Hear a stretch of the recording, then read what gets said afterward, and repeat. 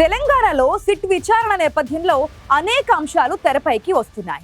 రాజకీయంగా మాటల తూటాలు పేలుతున్నాయి. అధికార ప్రతిపక్షాల మధ్య ఒకవైపు రచ్చ జరుగుతుంటే కొందరు నాయకులు సిట్ చీఫ్ ని టార్గెట్ చేశారు. దీంతో ఈ వ్యవహారం చివరికి ఖాకీ వర్సెస్ ఖద్దర్లా మారిపోతోంది.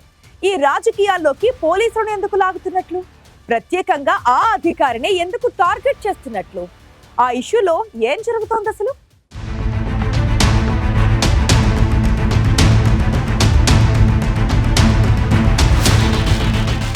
ఉరుమురిమి మంగళం మీద పడ్డట్టు సిట్ ఎంక్వైరీ రాజకీయ కంచెను దాటి పోలీస్ డిపార్ట్మెంట్ కాంపౌండ్లోకి వచ్చేసింది. బీఆర్ఎస్ మాజీ ఎమ్మెల్యే జీవన్ రెడ్డి పోలీసులపై చేసిన కామెంట్స్ చర్చనీయాంశంగా మారాయి.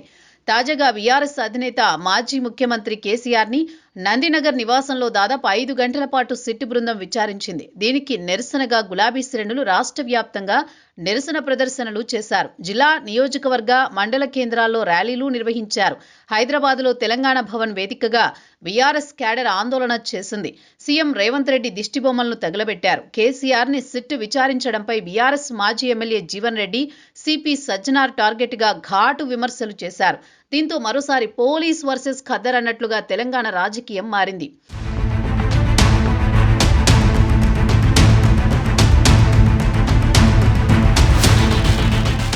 హైదరాబాద్ కమిషనర్ గా ఉన్న వీసీ సజ్జనార్ తెలంగాణలో చాలా ఏళ్లుగా పాపులర్. సమైక్య రాష్ట్రంలో వైఎస్ రాజశేఖర రెడ్డి సర్కార్ హయాంలో వరంగల్లో యువతుల మీద యాసిడ్ అటాక్ కేసులో 2 నిందితుల ఎన్కౌంటర్ సమయంలో ఆయన ఎస్పీగా ఉన్నారు. ఆ తర్వాత తెలంగాణ వచ్చాక దేశవ్యాప్తంగా కేసీఆర్ సర్కారులో సంచలనం సృష్టించిన దిశ నిందితుల ఎన్కౌంటర్ సమయంలో ఎగ్జిక్యూటివ్ రోల్లో సజ్జనారే ఉన్నారు. ఈ 2 ఘటనలతో పాజిటివ్గా, నెగిటివ్గా 2 విధాలా ఆయన పాపులర్ అయ్యారు. ఆర్టీసీ ఎండీగాను సజ్జనార్ యాక్టివ్ రోల్ పోషించారు. ఆ సమయంలో బీఆర్ఎస్ నేత జీవన్ రెడ్డి మాల్ని స్వాధీనం చేసుకునేందుకు ప్రయత్నించడంతో ఆ పార్టీతో గ్యాప్ వచ్చింది. ఆ తర్వాత హైదరాబాద్ సిపిగా ఆయన దూకుడు, ఆయన కామెంట్స్తో బీఆర్ఎస్ కి టార్గెట్ అవుతున్నారు. ప్రభుత్వం ఏర్పాటు చేసిన ప్రత్యేక దర్యాప్తు బృందానికి సిపి సజ్జనార్ చీఫ్ గా ఉన్నారు. దీంతో గులాబీ నేతలకు హైదరాబాద్ కొత్వాల్ టార్గెట్ గా మారారు.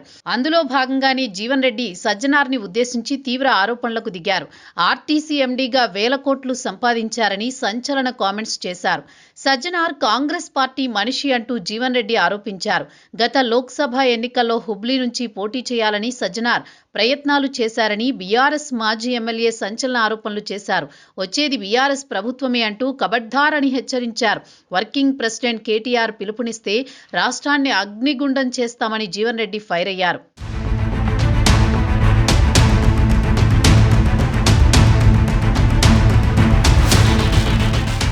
ఆర్మూర్ మాజీ ఎమ్మెల్యే జీవన్ రెడ్డి సజ్జనార్ని టార్గెట్ చేయడం వెనుక పాత వైరం ఉన్నట్లు చర్చ జరుగుతోంది. ఇక సజ్జనార్ ఆర్టీసీ ఎండీగా ఉన్న సమయంలో ఆర్మూర్లో జీవన్ రెడ్డికి చెందిన మల్టీప్లెక్స్ ని ఆర్టీసీ అధికారులు సీజ్ చేశారు. బకాయిలు చెల్లించలేదని జీవన్ రెడ్డి మాల్ సీజ్ అయిందని, దీనిపై జీవన్ రెడ్డి కోర్టుకు వెళ్లి స్టే తెచ్చుకున్నారు. దీంతో అప్పటి నుంచి జీవన్ రెడ్డి సజ్జనార్ మధ్య విభేదాలున్నాయి. అప్పుడే జీవన్ రెడ్డి సజ్జనార్ టార్గెట్ గా విమర్శలు చేశారు. ఆర్టీసీ ఎండీగా ఉండడానికి సజ్జనార్ అనర్హుడన్నారు. తర్వాత వివాదం సద్దు మణిగినా ఇప్పుడు సజ్జనార్ సిట్ చీఫ్ గా ఉండడంతో మరోసారి ఆయనపై జీవన్ రెడ్డి విమర్శలకు దిగారు. తమ అధినేతను విచారిస్తూ ఉండడంతో ఇదే అదునుగా మరోసారి సజ్జనార్ పై తీవ్ర ఆరోపణలకు దిగారని భావిస్తున్నారు. బీఆర్ఎస్ నుంచి 2 సార్లు జీవన్ రెడ్డి ఆర్మూర్ ఎమ్మెల్యేగా గెలిచారు. 2023 అసెంబ్లీ ఎన్నికల్లో ఓడిపోయారు. మొదటి నుంచి దూకుడుగా ఉండే జీవన్ రెడ్డి అపోజిషన్లో ఉన్నా అదే స్పీడ్లో ఉన్నారనే అభిప్రాయం వ్యక్తమవుతోంది.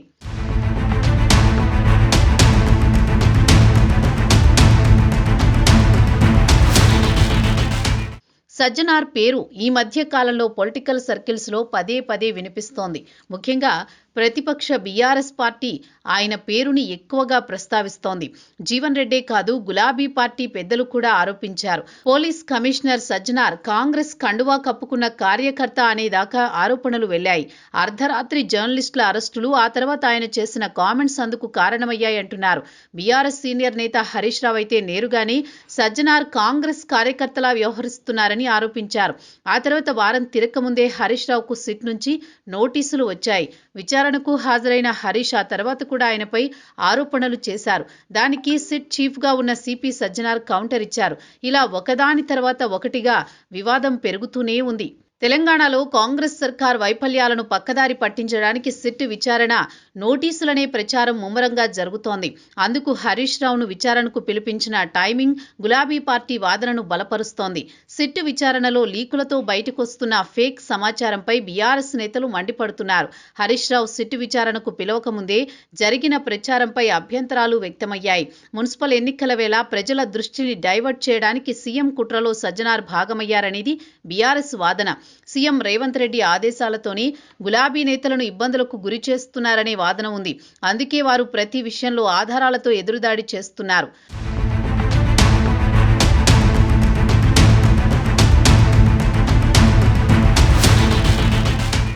నోటీసులు అందుకున్న రోజే ముఖ్యమంత్రి రేవంత్ రెడ్డి బావుమరిదికి లబ్ధి చేకూరేలా సింగరేణి స్కామ్ జరిగిందని హరీష్ రావు తెరపైకి తెచ్చారు. అంతకుముందు జరిగిన జర్నలిస్టుల అరెస్టు, డిప్యూటీ సీఎం భట్టీపై వచ్చిన ఆరోపణలతో అప్పటికే హీట్ పెరిగిన విషయంలో నేరుగా ముఖ్యమంత్రి కుటుంబానికి సంబంధం ఉందని హరీష్ బాంబు పేల్చారు. ఆ సాయంత్రమే ఆయనకు నోటీసులు వచ్చాయి. ఇది ఖచ్చితంగా రాజకీయ కుట్రపూరితమని బీఆర్ఎస్ ఆరోపించింది. విచారణకు హాజరైన తర్వాత హరీష్ మాట్లాడుతూ విచారణ అధికారి ఈ కేసులో తనని ఏమీ విచారించలేదని, అరగంటకోసారి బయటికి వెళ్లి ఫోన్లు చేశారన్నారు. అదే రోజు రాత్రి ఎక్స్లో హరీష్ రావును ఉద్దేశించి సిపి సజ్జనార్ పెట్టిన పోస్టులతో కూడా బీఆర్ఎస్ శ్రేణులు భగ్గుమన్నాయి. హరీష్ రావుతో పాటు బీఆర్ఎస్ వర్కింగ్ ప్రెసిడెంట్ కేటీఆర్ కూడా పోలీసులపై తీవ్ర వ్యాఖ్యలు చేశారు.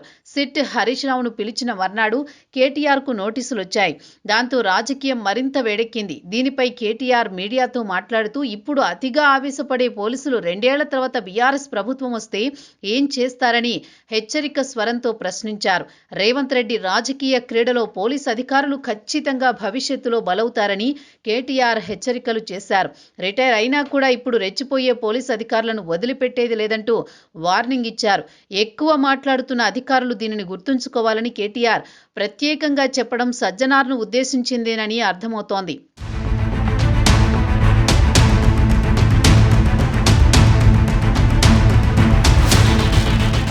హరీష్ రావు, కేటీఆర్, సంతోష్ రావు విచారణ తర్వాత చివరకు కేసీఆర్ దాకా వచ్చింది ప్రత్యేక దర్యాప్తు బృందం. తమ అధినేతకు నోటీసుల విషయంలో చట్టబద్ధంగా నడుచుకోలేదని బీఆర్ఎస్ ఆరోపిస్తోంది. దీంతో అందరికీ పోలీస్ కమిషనర్ సజ్జనార్ టార్గెట్ అయ్యారు. సిట్ విచారణ తర్వాత ఎక్స్లో ఆయన పోస్టులు మరింత రెచ్చగొట్టేవిగా ఉన్నాయని అంటున్నారు. అందుకే గులాబీ నేతలు మీడియాపై కేసుల విషయంలో క్షణాల్లోనే సిట్ ఏర్పాటు చేసిన సజ్జనార్ కాంగ్రెస్ నాయకుల అరాచకాలపై ఎందుకు చర్యలు తీసుకోవడం లేదని బీఆర్ఎస్ ప్రశ్నిస్తోంది. మంత్రి పొంగులేటి కుమారుడిపై వచ్చిన భూ కబ్జా ఆరోపణలు, కాంగ్రెస్ నాయకుడు సంపత్ కుమార్ తనను 8 కోట్లు ఇవ్వమని బెదిరిస్తున్నారంటూ కాంట్రాక్టర్ పోలీస్ స్టేషన్లో కంప్లైంట్ ఇచ్చినా సీఎం సహచరుడు రోహిన్ రెడ్డి గన్ పెట్టి బెదిరించారంటూ మంత్రి కూతురు బహిరంగంగా చెప్పినా నో పోలీస్ యాక్షన్ అని బీఆర్ఎస్ ప్రశ్నిస్తోంది. అర్ధరాత్రి జర్నలిస్టుల ఇంటి మీదకు వెళ్లిన పోలీసులు మంత్రి కొండా సురేఖ అవమానకర రీతిలో మహిళల గురించి మాట్లాడితే ఎందుకు చర్యలు లేవని బీఆర్ఎస్ అంటోంది.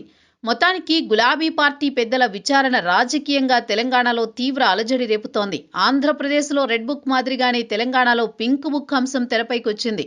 అది కాస్త కేసీఆర్ సిట్టు విచారణ రోజే జీవన్ రెడ్డి సజ్జనార్ను టార్గెట్ చేయడానికి అవకాశం ఇచ్చిందనే చర్చ జరుగుతోంది. ఖాకీల విషయంలో ఖద్దర్ రియాక్షన్ భవిష్యత్తులో ఇంకెలా ఉండబోతోందో చూడాలి మరి.